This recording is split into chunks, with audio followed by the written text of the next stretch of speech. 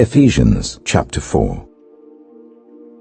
As a prisoner for the Lord, then, I urge you to live a life worthy of the calling you have received.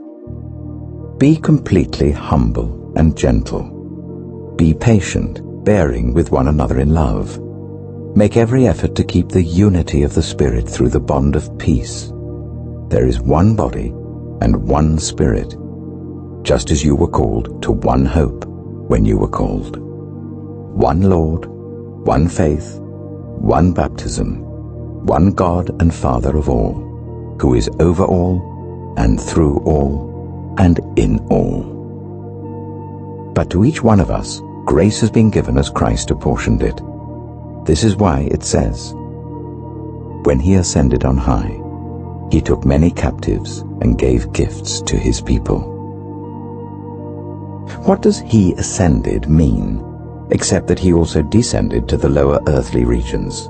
He who descended is the very one who ascended higher than all the heavens in order to fill the whole universe.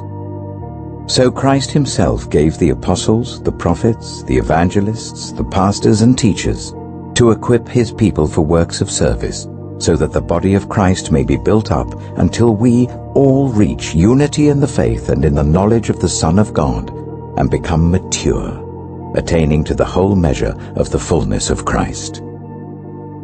Then we will no longer be infants, tossed back and forth by the waves and blown here and there by every wind of teaching and by the cunning and craftiness of people in their deceitful scheming.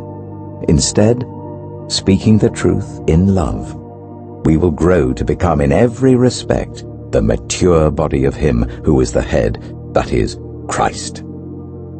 From him, the whole body, joined and held together by every supporting ligament, grows and builds itself up in love, as each part does its work. So I tell you this, and insist on it in the Lord, that you must no longer live as the Gentiles do, in the futility of their thinking.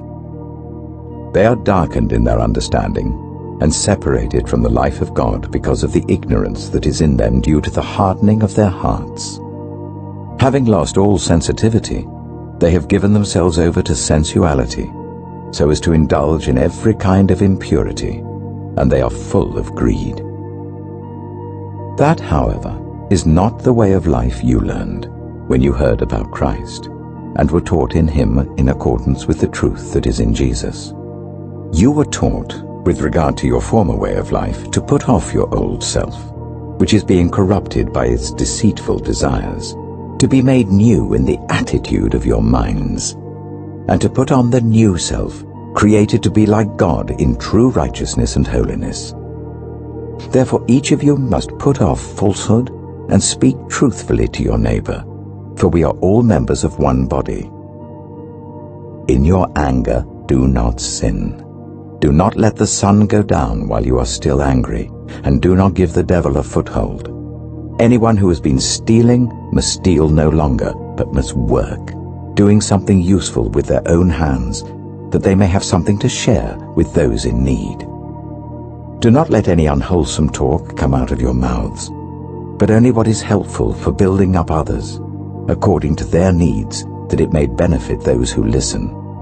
And do not grieve the Holy Spirit of God, with whom you were sealed for the day of redemption.